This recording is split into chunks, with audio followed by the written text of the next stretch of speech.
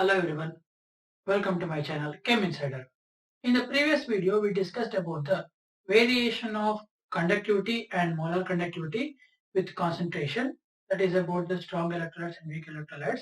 How does the molar conductivity varies? Where we observed that conductivity decreases with the decrease in concentration, but whereas molar conductivity increases with decrease in concentration because of the factor where if we have an area sufficient enough to increase the volume of the solution by increasing the dilution, there the volume increased compensates the conductivity decreased of molar conductivity.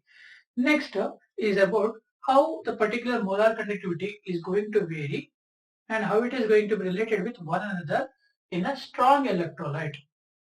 So whenever you consider a strong electrolyte, what we usually know is they undergo electrolysis or dissociation in a faster rate, right? Strong electrolytes undergo dissociation in a very faster rate, which clearly says that there will be more amount of ions formed, right? More the amount of ions formed, more will be the ionic movement, which results in strong conductivity. Therefore, when you plot the graph of molar conductivity lambda m versus concentration to the power 1 by 2, what we observe is this decreases in a way that with a positive slope curve like this. Okay, the molar conductivity of a strong electrolyte decreases with increase in concentration. Molar conductivity decreases with increase in concentration. That is because, as I said, increase in dilution means molar conductivity increases. Remember, concentration and dilution are both opposite to one another. If you are increasing the dilution means you are decreasing the concentration. Increasing the dilution is nothing but adding a proper solvent. So the amount of solute present in the solution will be more and more decreasing if you are adding more and more solvent. Therefore, what we observe is if you increase the concentration, lambda m decreases. That is because it is given by the curve lambda m is equal to lambda m naught minus a into c to the power 1 by 2. So this is the equation which explains the decrease in lambda m value with increase in concentration, where this lambda m naught is called the limiting molar conductivity. This is called limiting molar conductivity. Limiting molar conductivity, and this value minus a is the slope of the curve. The value minus a is the slope of the curve. So clearly what you can clearly observe is at zero concentration lambda m naught will be intersecting at the particular y-axis to give a particular interception called the lambda m naught. So this equation is a straight line equation with a negative slope. So once you observe this carefully, what we can say is if you know the concentration and lambda m values, you can determine the lambda m naught, that is the limiting molar concentration of the solution. So we can clearly say with increase in concentration, lambda m value decreases. But how to determine the lambda m naught of the electrolyte? So that is where we come across an equation called Kohlrausch law of movement migration of ions in a limiting molar condition. That is, if we just consider this particular equation, the value of A in this particular equation completely depends upon the temperature and charge present in the electrolyte. That is because if you consider an electrolyte of type NaCl or KCl or any different one which has charge of cation equal to charge of anion, that is 1:1 ratio. The charge of cation and charge of anion is 1. Then those are called 1:1 type electrolyte. If you have electrolytes such as like this, Na2SO4, something like this. So what we can say is this is a type of charge of 1:2. So this is 1:2 type of electrolyte. If you take an example of MgSO4, this is a type of 2:2 electrolyte. So depending upon the type of electrolyte which you are using, the value of A varies. Hence, Kohlrausch what he observed was, whenever you consider certain electrolyte of certain type, those particular type of electrolytes will be having almost same value of lambda m naught. That is, he observed that if you consider a salt electrolyte NaX and Kx, if you consider an electrolyte of NaX and Kx, where X be certain halogens, the difference between the molar conductivity, limiting molar conductivity of these two electrolytes of one halogen will be equal to the limiting molar conductivity difference between the same electrolyte of different halogen. That is, if you consider lambda m naught of NaCl minus lambda m naught of KCl, lambda m naught of NaCl minus lambda m naught of KCl, sorry, this should be KCl minus NaCl. KCl minus NaCl, then it will be equal to lambda m naught of KBr minus lambda m naught of NaBr. Lambda m naught of KBr minus lambda m naught of NaBr. So that is called the Kohlrausch equation, where Kohlrausch said that lambda m naught of KBr minus lambda m naught of NaBr. So these values were found to be almost similar. That is because whenever you consider an electrolyte of particular type such as NaX, Kx, those ionic charges are same. Therefore, he said that when two electrolytes having common ion present in them, when two electrolytes have common ion present in them, then the subtraction or the difference between the limiting molar conductivity of the two electrolytes will be equal to the difference between the limiting molar electrolyte conductivity of the same electrolytes with a different atom or ion. Like for example, lambda m naught of KCl minus lambda m naught of NaCl was found to be almost equal to the lambda m naught of KBr minus lambda m naught of NaBr, which is found to be the value having 23.4 Simon centimeter square per mole. The value of these two differences was 23.4 Simon centimeter square per mole. Similarly, if we consider a different example, let us say lambda m naught of NaBr minus lambda m naught of NaCl will be equal to lambda m naught of KBr minus lambda m naught of KCl. Value was found to be 1.8 Simon centimeter square per mole. So this is how he explained the particular limiting molar conductivity of electrolytes having particular similar ions at 298 Kelvin. So all these were recorded with temperature of 298 Kelvin. So because why do we say temperature of 298 Kelvin is both A values varies depending upon the electrolyte and also about the temperature. Therefore, we are keeping the temperature constant.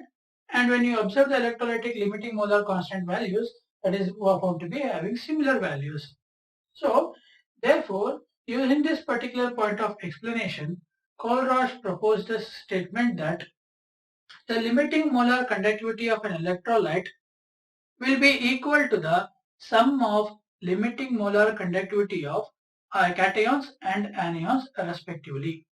So that is, if you consider the limiting molar conductivity of this particular equation itself, if you split up the ions separately, okay, when you split up the ions separately, you will get lambda naught of K plus lambda naught of Cl minus lambda naught of Na minus lambda naught of Cl. So all those values equalating to one another will get a particular value, that is nothing but this 23.4 value.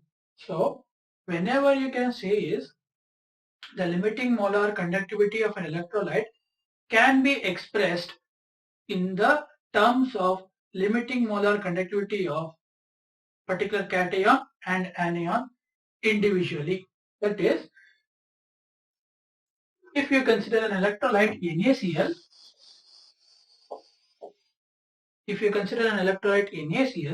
so lambda m naught of NaCl is equal to lambda naught of Na plus lambda naught of Cl minus. Okay, so this is how you can relate lambda m naught of electrolyte if you know the individual contributions of limiting molar conductivity of the cations and anions respectively. So this is for the NaCl reaction. But in general, what we can see is lambda m naught is equal to V plus lambda naught plus V minus lambda naught minus. So this is the equation of Kohlrausch for explaining the limiting molar conductivity of an electrolyte, where this V plus and V minus are the number of charges of cations and anions. Number of charges of cation and anion, where lambda plus naught and lambda minus naught are called the limiting molar conductivity of cation and anion. Limiting molar conductivity of cation and anion. Okay, so this is the Kohlrausch equation for calculating the lambda m naught value of a strong electrolyte. So if you know the lambda m naught value and certain value of A, then you can easily calculate lambda m if you know the concentration. So this is how Kohlrausch explained the variation of molar conductivity with respect to the concentration of the electrolyte. So what we are observing over here is, first in order to calculate the limiting molar conductivity, we can say that according to the Kohlrausch equation, limiting molar conductivity of an electrolyte is equal to the sum of individual contribution of limiting molar conductivity of cations and anions. That is given in the equation lambda m naught is equal to V plus lambda plus naught plus of V minus lambda minus naught. So this is the equation. Okay, so this is all about for the strong electrolyte. Now, if you consider for the weak electrolyte, what we observe is there is certain amount of different changes which we observe when you increase the dilution or you are decreasing the concentration. Next is change in molar conductivity with respect to weak electrolyte.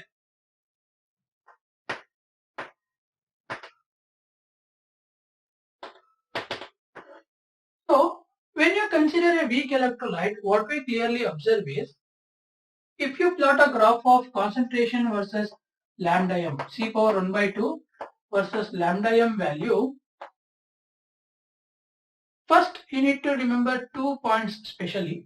So those are, if you increase dilution, if increasing dilution or if you are increasing dilution, if you are increasing the dilution, so what happens is concentration decreases. Okay, with increasing dilution, concentration decreases.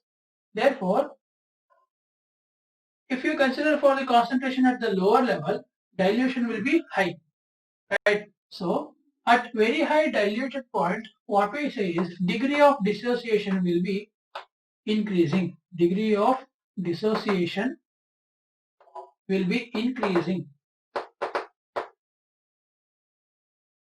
So at lower concentration or very high dilution, degree of dissociation will be high. Okay, that is the first point. Degree of dissociation increases at concentration being the lower value.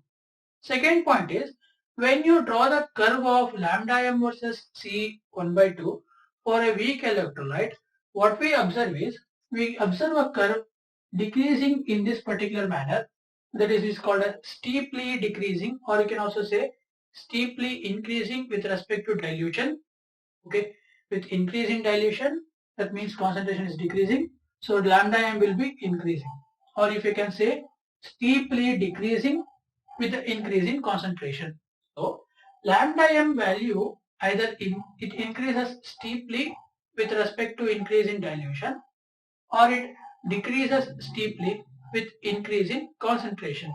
Therefore, so these 2 points explain the change in molar conductivity with respect to the concentration of weak electrolyte.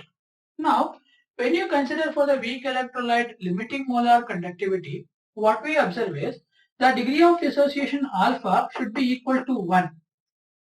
If the degree of dissociation alpha becomes equal to 1, then we can observe that lambda m0 will be obtained.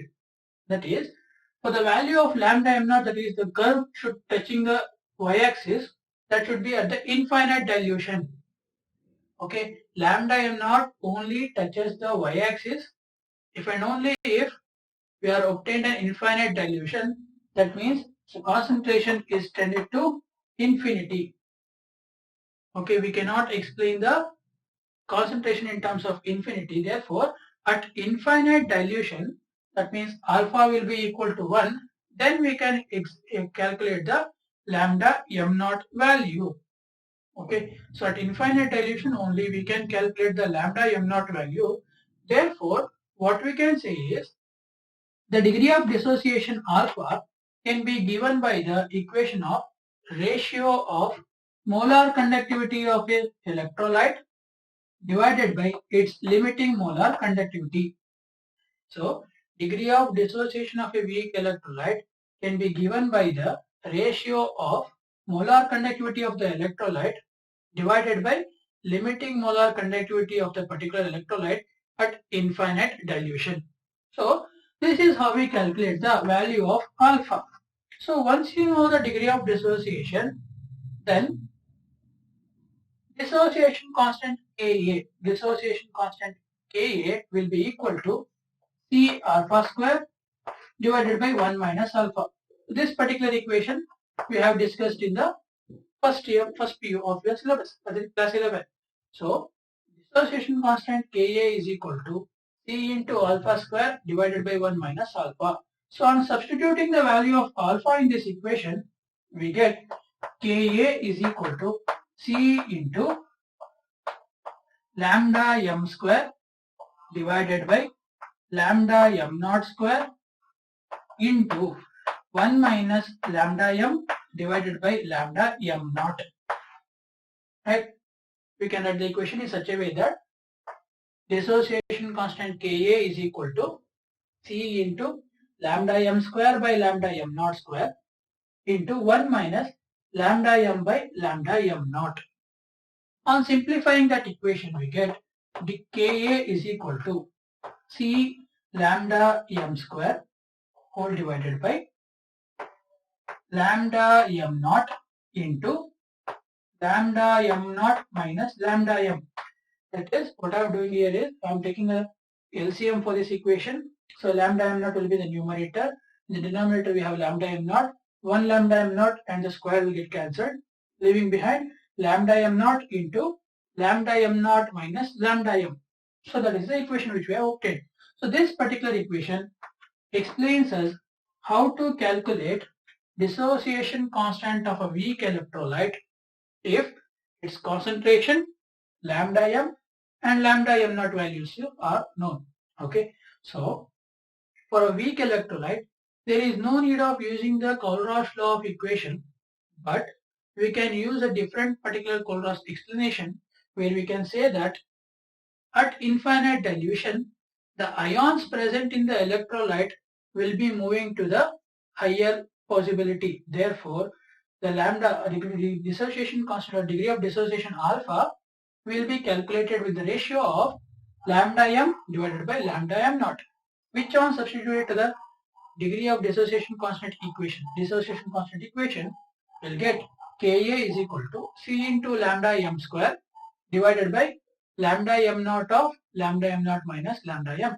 So thus, using Kohlrausch equation, we have two particular applications. If you are considering for a strong electrolyte, we can calculate the lambda m0 value if you know the individual ions, that is cations or anions, individual limiting molar conductivity. So if you know the individual cation and anions limiting molar conductivity, we can calculate the limiting molar conductivity of the electrolyte according to the Kohlrausch equation of a strong electrolyte. And if you are considering for a weak electrolyte, using Kohlrausch explanation, we can calculate the degree of dissociation of a weak electrolyte if you know the lambda m and lambda m naught values respectively. Okay, so this is all about the variation of molar conductivity with respect to strong electrolyte and weak electrolyte. So once again, I'll clearly just give a brief explanation. For a strong electrolyte, what you can say is the limiting molar conductivity of an electrolyte will be equal to the sum of individual contributions of cations and anions. And for the limiting molar conductivity of a weak electrolyte, which is only possible at infinite dilution. That means the concentration should be equal to 0. So the concentration should be equal to 0. Dilution should be infinity. Therefore, at that point of time, we'll obtain the degree of dissociation in the ratios of limiting molar conductivity divided by limiting molar conductivity, which on substituting to the dissociation constant equation, we'll obtain Ka value, which is useful for calculating the dissociation constant of weak electrolytes. Okay, so this is all about for today. In the next class, we'll solve some problems regarding this particular equations of a strong electrolyte and weak electrolyte, and then we'll discuss about the electrical conductance. Okay, so this is all about for today. I hope you have understood these concepts. If you do, please do subscribe to my channel and share this video among your friends. Thank you.